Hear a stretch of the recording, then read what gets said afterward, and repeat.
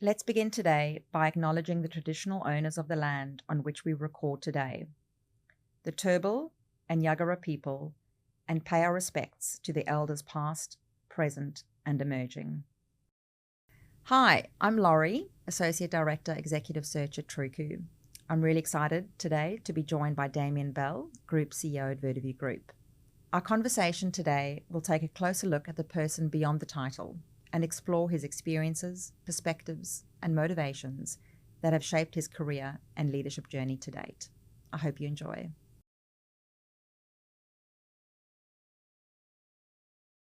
Welcome, Damian. Thank you. It's great to be here. So let's get straight into the questions. What was your very first job, and what did it teach you that you still use today? First job was as a sort of 14-year-old doing seasonal fruit picking and those sorts of things. Challenging work, Adelaide Hills, hot, sunny. I remember doing the hay baling, was lifting hay bales off the ground, loading them onto a truck, basically turning yourself into a pincushion in the baking heat of an Adelaide summer. Then I went to my first proper job was Hungry Jack's in Adelaide, which I still really recall really, really well. I just loved working there. Great people, really good cohort, taught a lot about training and systems and being prepared for things. Like, it was the busiest Hungry Jack's in the country. It's the one on the corner in Rundle Mall, and mayhem at night, food fights and cleaning up. It was chaotically fun. It was very, very busy, and just taught me a lot about systems, process and training and working as a team and being able to be skilled in different areas. It was a lot of fun. And I like how you mentioned the preparation, being prepared, It taught me the idea that what's going to come at you, you should be able to hopefully predict. Yep. And so be prepared for that.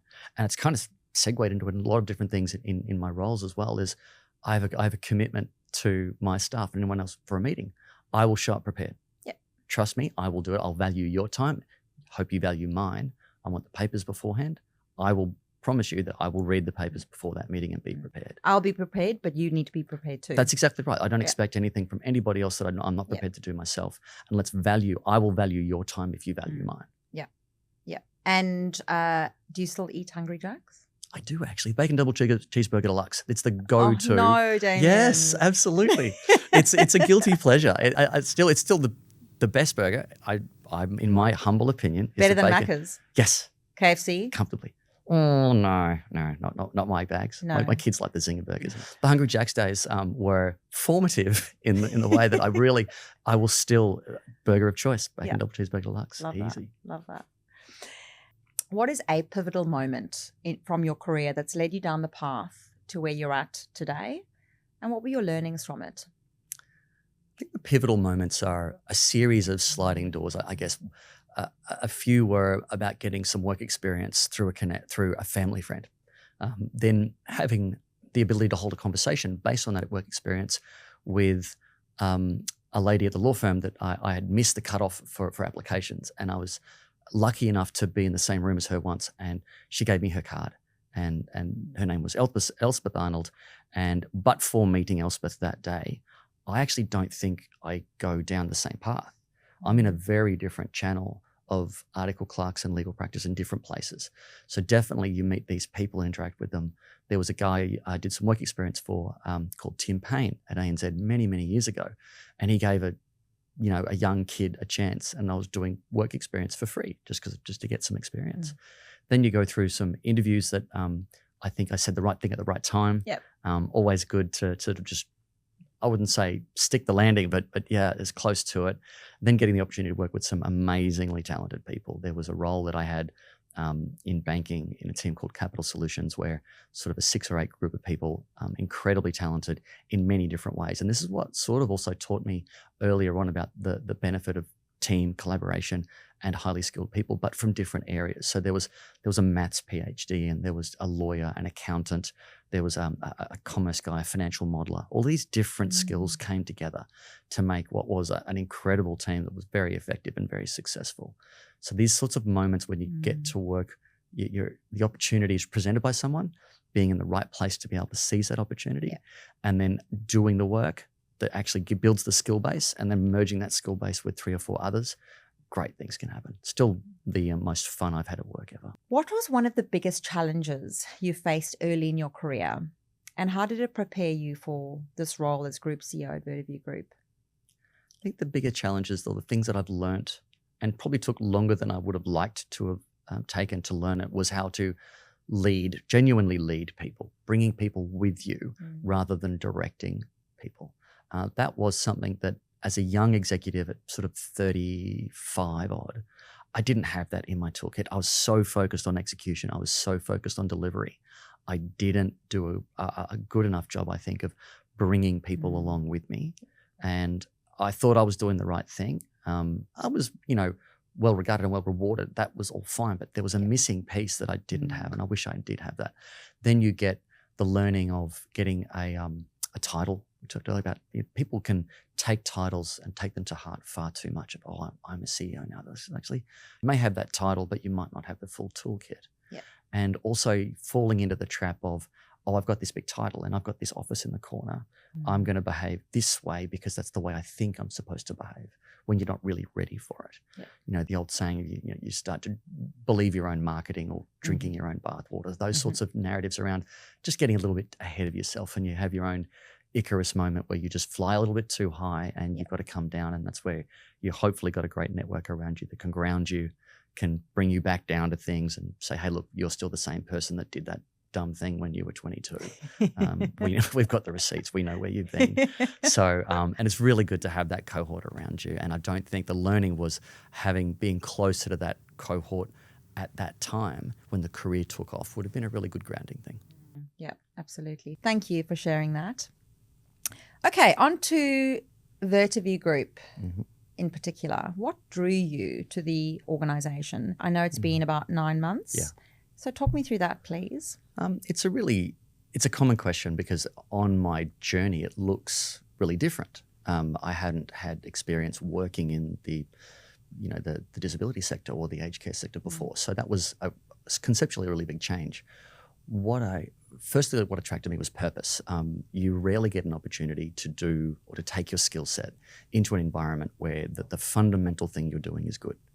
I mean, I've worked in some large organizations, and they're very commercial. They're very focused on profit and dividend and those sorts of things. It's really, really good to show up to work knowing that our number one priority is delivering excellent services for the people who need it the most in society. That's a big, big tick for me. Yeah. Then you look at the opportunity that we get through that job and the organisation and the type of work that we're doing now is you rarely get the opportunity to do impactful change. So the things that we're doing at Vertaview Group are really through a lens of a large corporate rather than a care sector. So the way we're engineering the business, the way we're establishing all of our processes, protocols and everything else is far more commercial facing and focused. You rarely get an opportunity to make that much change in an organisation that is then doing good as well. So yes. it's a big tick for me. Yeah. And then the third point would be there's who you are on LinkedIn, anywhere else, your CV, and there's all the gaps between the lines of who you actually are. So what people it doesn't show up on my LinkedIn profile of we've got disabled people in my family. Everyone's got the life story behind them, and you see different roles that are attractive to you because of a life experience as well. Yeah. Okay, one of my favorite questions, a bit more personal. What habits, routines or philosophies keep you grounded and performing at your best, Damian?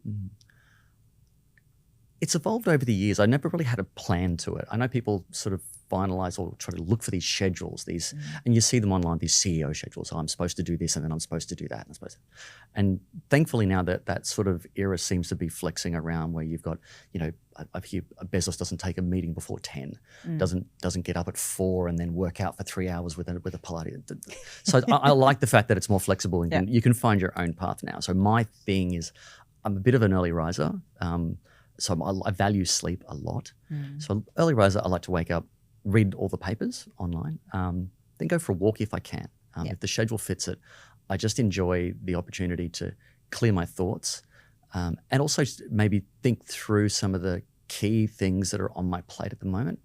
Things like I manage through uncertainty pretty well, I'd like to think. I don't like uncertainty in my own mind. So I like to have plans and I like to think things through and give myself enough space to actually think things through. So I enjoy doing that while walking and those sorts of things. And then I've always been an early riser, always been almost first in, last out of every office. And I know over time, one of the questions you asked before about what do you do differently, I don't do that anymore. And it's quite deliberate. So I don't go into the office super early and I don't stay super late. I think that sets a bad tone. Earlier in my career, I was absolutely that person. I was in there at 7 and I was gone by 7 or 8. And that expectation isn't there anymore with a lot of staff and a lot of teams these days. So I like to make sure that I'm setting a guide that's sensible. But I like to be planned and regimented about things. And I think also as a CEO, communicating to your team that you are coming in at 10:30 because you've had a walk to clear your mind, that's also sending a positive message too, but, make time for yourself because you will bring the best version of yourself to work. Yes, absolutely. We're talking earlier about the psychological benefits of walking Absolutely. and stress related as well, Yeah. And it comes back to that flexibility to let people manage as the way they need to and they feel that gets the best out of them, and everyone's different. I've also learnt that along the way. I was a real everyone's at their desk sort of guy, but definitely not now. Flexibility is a real key and people work in different ways and each person finds their own path. Yeah, absolutely. How would you describe your leadership philosophy and how does it influence the culture of Vertaview Group? Generally, my philosophy is people-based, always. Through my career, you would have seen, I've gone through these eras of different roles in different organizations. So I haven't just done the one thing on the way through, which is maybe common among CEOs, I don't know. But the common learning was always people. It became more and more about the people than the job, because I just really, really wanted to work with great people. I learned that was in that role that I talked about before about capital solutions. I just learned that if you work with great people, you can do great things. Your job and your satisfaction goes up. It's a really great environment. So at a leadership philosophy, it is people-based. It's about working with capable people, giving them motivation to work. Like, why do they want to, if they're highly skilled, why do they want to give you the benefit of their skill?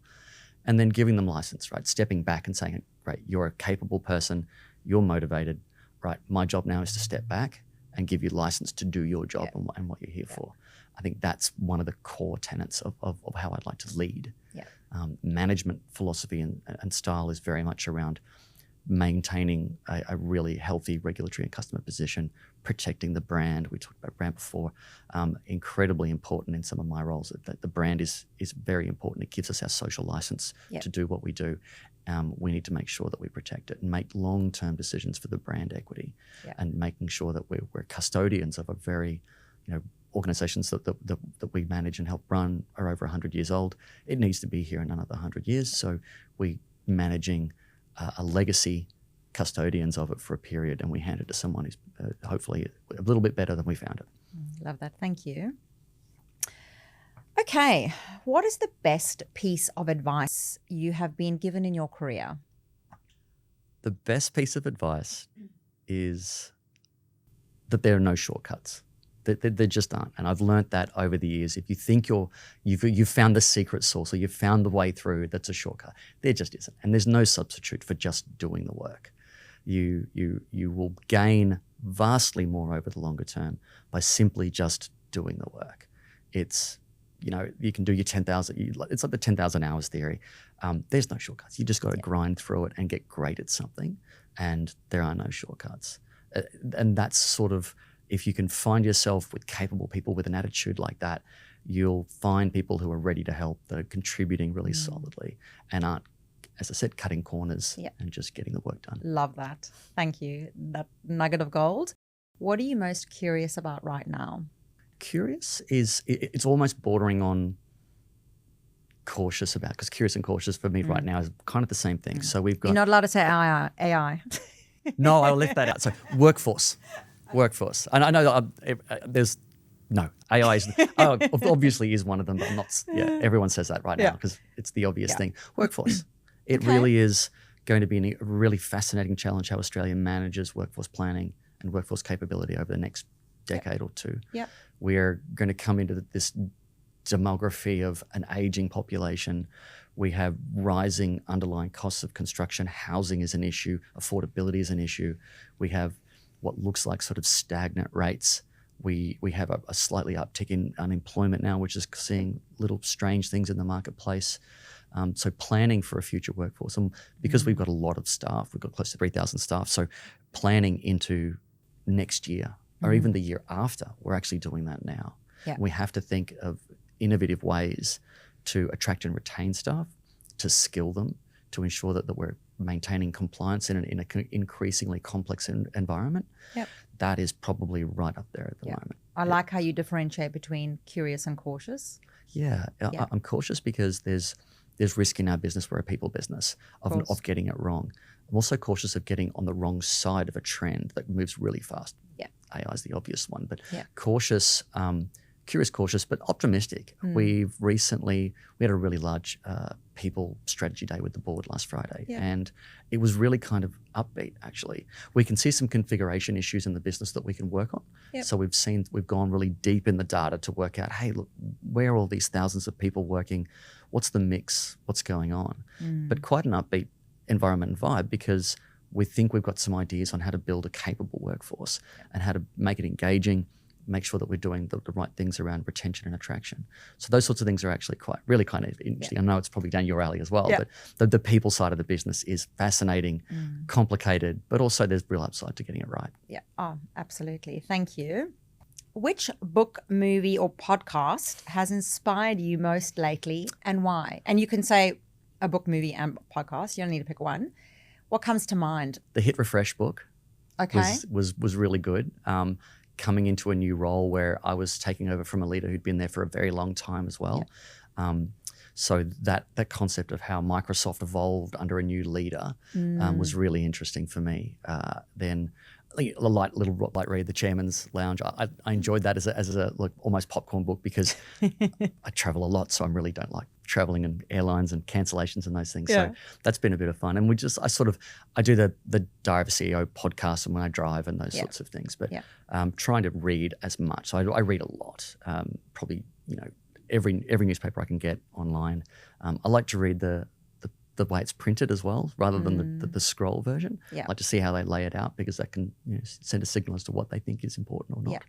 And just try to really absorb as much as I possibly can from those sorts of new mediums as well. Love that. Well, early in our coffee, I loved how you said we're speaking about travel, and you shared that when you go traveling, one of the things that you love to do is sitting in a cafe alone and buying all the newspapers. Yeah. The luxury of time to yourself, that's a genuine luxury. That's a really thing that I like and enjoy and drive for. So my routine, if I go somewhere new and I've got a bit of time, is I'll go to a news agency, I'll buy every paper I can find in hard copy, stack them up, get breakfast, get a coffee, and read it all, and then watch the whole city or the town go by, and just the interesting people, interesting lifestyles. Overhear the odd conversation on how people interact. I just love that, because I've lived and worked in a lot of different places, and it's so amazing to go to someone's local neighborhood and how different it is from tourist traps and those sorts of places. Absolutely. Just on the travel side, if you could live and work anywhere in the world, where would you go? Gosh, Brisbane is really good. It genuinely is. I've lived and worked in a lot of places. Australia is an amazing, amazing country. There's a reason why a lot of people want to come to live here, because it's an amazing place to live. We should not lose sight of that. This country's amazing. I would probably look at something in Asia again. Okay. I like when I've got my kids are growing up and I've got more mobility. There's some hustle and bustle there that I kind of enjoyed as well. Were you working in Singapore previously? A little bit in Singapore. We had offices. I lived in Laos and Cambodia. Okay. And we then had offices in Singapore and Hong Kong that I would routinely go up to. And so that hustle and the bustle of Asia, I really enjoyed. But Brisbane and Australia is an amazing place. We are very blessed. We are. And final travel question, best holiday destination? I'll give you two. Yeah. They're bookends. Yeah. There's a beach in southern Thailand called Railay Beach, which is just amazing. I don't want to sound like the traditional old person. It was better back in the day. But when we used to started going there when I was about 30, it was incredible. It was just, there's no roads. You have to get a longtail boat out to it. There's no cars. It was just full of European and Australian backpackers. It was amazing. And we've gone back a few times since. It's just great. And then the other one was skiing, French Alps, Val d'Isère. It's really nice. Never been there. Chamonix. It's pretty nice. On the bucket list. Yeah, it's really nice. And we were young, no kids, dual income in London.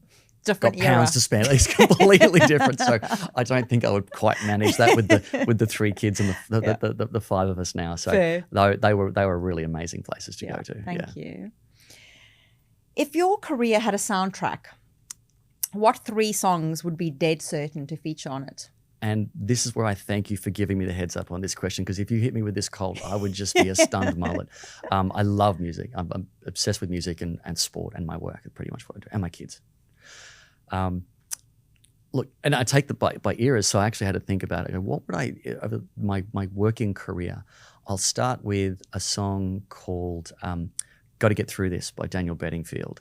It was the #1 song in the UK at Christmas in the first year that we were there, and it was on repeat everywhere you went. You couldn't get away from this song. Right? Can you give us a line? No, I will not sing. No, but it was everywhere. It was on Radio 1 permanently. Every shop you would walk into, it was playing and playing and playing. And now it's just burnt into my memory, and it burns in all the memories of the time that we were there. It was our first white Christmas. It was our first Christmas away from our families. Young, newly married. Big city, great jobs, awesome time of life. Love that. The next one would be Levels by Avicii. There's a theme coming here. Okay. Just bookended and snapshotted my time of coming through my banking career, taking my first CEO role, living and working offshore again. Just amazing song. It's still probably my favorite song of all time. Wow, big call. Yeah, it's hard. The last one was the toughest because it's sort of more modern, a newer one. Yeah. And I've gone with "Don't You Worry, Child" by Swedish House Mafia. But there's a sort of a backstory to it. It's an amazing, amazing song, but how it came about was fascinating. There's a documentary on it about the guys that wrote it. There's these 3 or 4 Swedish dance music producers. They were in Sydney and they had rented a house overlooking the harbour. And it was just amazing. And they tried to make a song that fitted the view. And so it's actually a song that relates to Sydney as much as anything else. And it's just a really beautiful, uplifting song. It's very difficult to be grumpy if you listen to that song. Love that. But it's very hard for me to pick 3. It's very challenging. Yes, it is hard when you talk to someone who loves music. Yeah. Very surprising list, but I love that. I love the connection and the meaning in all of that, and such different phases of your life. I used to be a DJ when I was at uni. Wow. Yeah, that's what paid for uni. So I was DJing in nightclubs and 21st and weddings and that sort of stuff. Did not expect you to say that. I love that. And I still do it. I've still got decks at home. So I still have fun with it. Love it. But fully retired. I won't be doing any more of that. People don't hire you out for weddings? No, I've changed my rate now to being a very high rate. But I've told I DJ'd my sister's 50th as my gift to her. Oh, I love that. And then some people at work found out what I was doing and they wanted me to DJ the Christmas party. I said, no, you can't afford me. I'm very, very expensive now.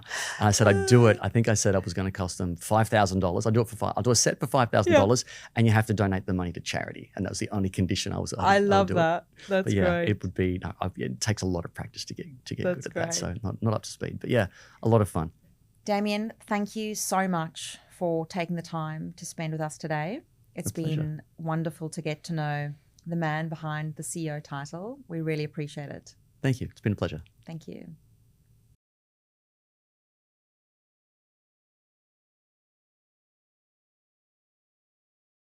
Thank you for joining us today. Please watch out for our next episode, where we'll be sitting down with another C-suite executive to get beyond the title.